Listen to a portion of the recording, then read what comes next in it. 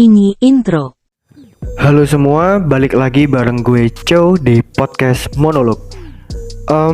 Di podcast monolog episode kedua ini, gue mungkin mau membahas terkait musik lah atau lagu.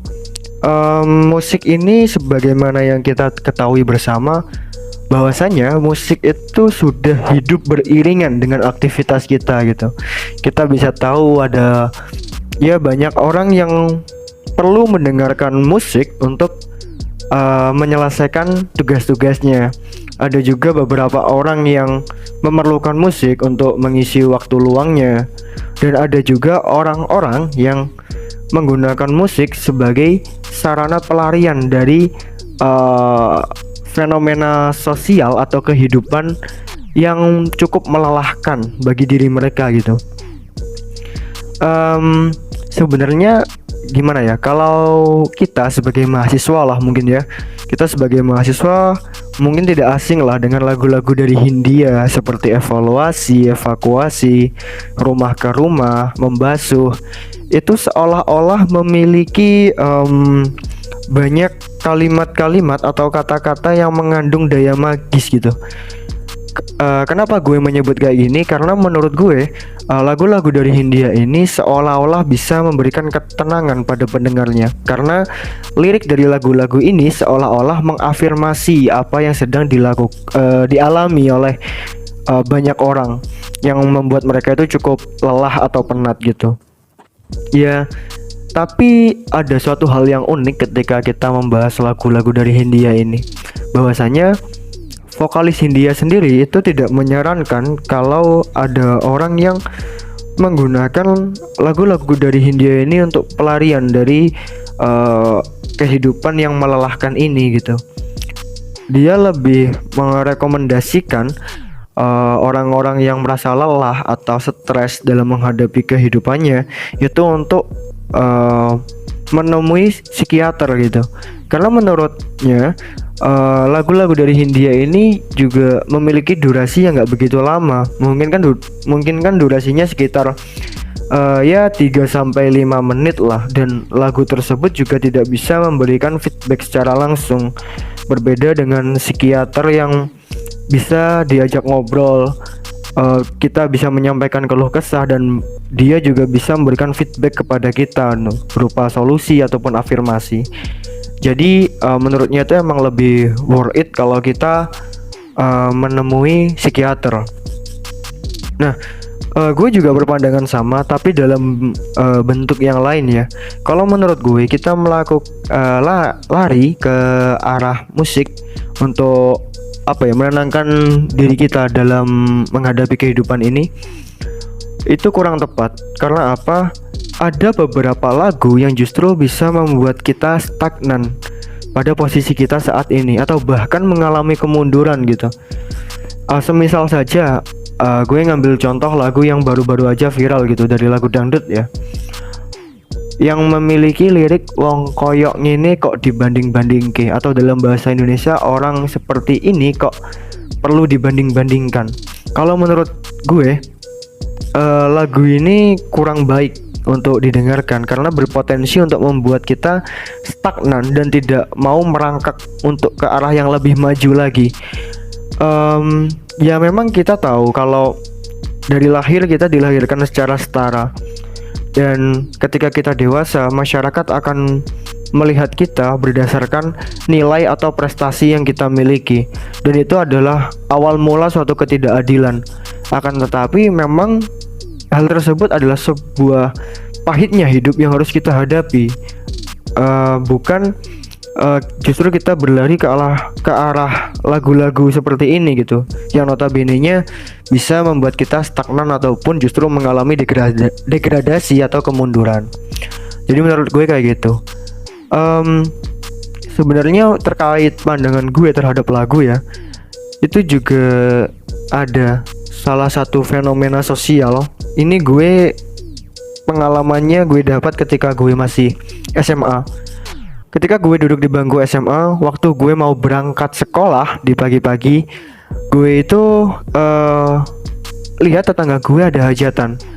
Dan mulai jam 6 atau jam 7 gitu, sudah diputar lagunya dengan volume yang ya kita tahu kalau ada orang hajatan kan, hajatan nikahan pastinya kan cukup keras juga. Dan ketika gue pulang sampai jam 10 atau jam 11 malam, itu lagu tersebut masih tetap diputar. Dalam artian apa?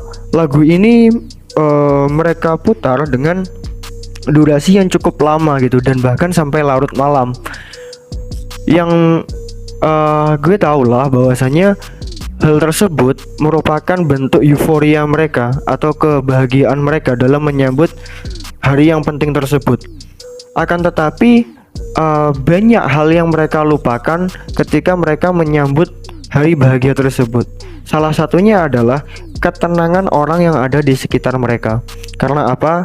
Karena volume suara yang diputar dengan keras itu dilakukan di outdoor, bukan di indoor, yang notabene-nya tetangga kita juga bisa dengar gitu. Dan kita melupakan kalau ketika larut malam itu ada tetangga kita yang perlu untuk istirahat dan perlu istirahat untuk menjalankan aktivitasnya besok gitu. Ada yang perlu beristirahat untuk bekerja, ada yang perlu istirahat untuk mengerjakan ujian, misal kalau anak-anak sekolah. Kita melupakan kehidupan sosial kita dalam menyambut fenomena hari bahagia tersebut. Dan lebih dari itu juga kita lupa kalau di sekitar kita itu juga banyak anak-anak yang masih sekolah, yang mana mereka juga memerlukan belajar. Dalam artian apa? Dalam artian kita juga tidak sadar kalau dengan kita memutar lagu dengan volume yang begitu keras, kita itu bisa mengganggu mereka dalam belajar. Kita bisa mengganggu fokus mereka dalam belajar, yang mana hal ini nantinya akan berimbas kepada mereka yang memiliki nilai yang turun atau yang buruk gitu. Dan kita akan menyalahkan mereka karena kita anggap mereka itu kurang belajar, padahal kita tidak sadar kalau kita itu juga berkontribusi dalam dalam bertanggung jawab atas turunnya nilai anak ini gitu, karena kita sudah mengganggu fokus mereka untuk belajar. Jadi kayak gitu.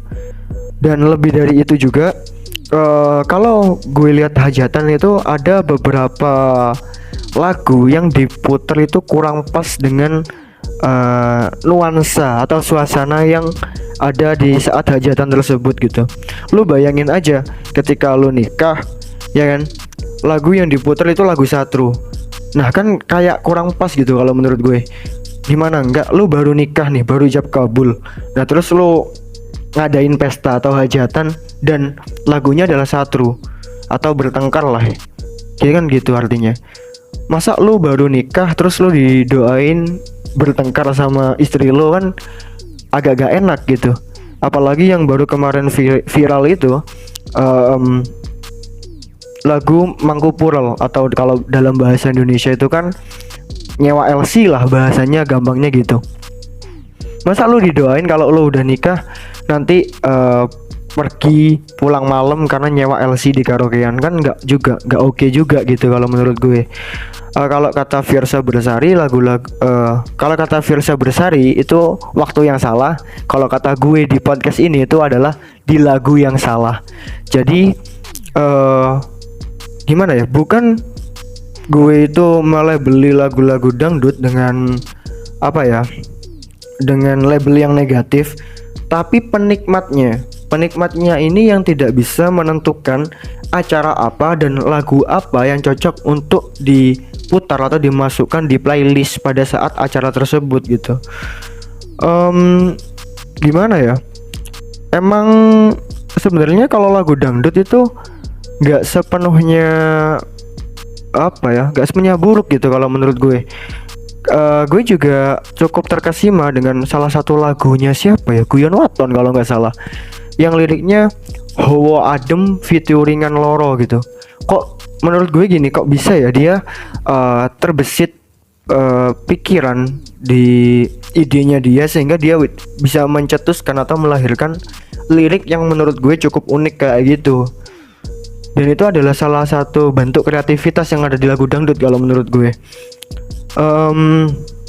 Selain itu juga gue juga mengapresiasi sih terkait orang-orang yang cukup kreatif dalam membuat lagu atau memodifikasi lagu gitu. Salah satu yang patut gue afirmasi itu ketika gue lihat salah satu channel YouTube juga, Easy Peasy kalau tidak salah itu namanya. Lucu sekali gitu. Dia berusaha mengganti lirik lagu untuk terkesan lucu gitu. Dan itu menurut gue, pertama dia juga kreatif, kedua dia juga memiliki playlist yang cukup banyak terkait lagu, dan juga yang ketiga dia itu juga tidak ketinggalan dengan isu-isu sosial gitu. Jadi dia bisa mengkritik fenomena sosial yang menurutnya kurang tepat itu melalui video-video mereka yang berisikan lagu yang sudah dimodifikasi ini tadi gitu. Dan menurut gue hal ini tuh unik gitu. Jadi gue teringat kayak pelawak-pelawak lah, yang biasanya pelawak-pelawak ini menyindir terkait fenomena sosial melalui hal-hal yang lucu gitu. Ya patut kita apresiasi lah. Sebenarnya musik itu memang ya suatu pengiring kehidupan kita yang bisa kita gunakan untuk mengisi waktu luang, mengiringi kita dalam mengerjakan tugas, mengafirmasi rasa sakit walaupun tidak berlebihan dalam mengafirmasi hal tersebut, dan juga bisa melatih kreativitas kita juga. Dan saya akui juga bahwasannya lagu-lagu di Indonesia itu kreatif gitu. Cuma penikmatnya yang menurut gue kurang tepat dalam ya menempatkan lagu lah atau playlist di suasana atau acara yang tepat. Jadi kayak gitu. Mungkin cukup itu untuk podcast kali ini. Gue akhiri sekian aja. Sampai jumpa next video. Jangan lupa like, share, komen, and subscribe. Biar Joe semangat buat video.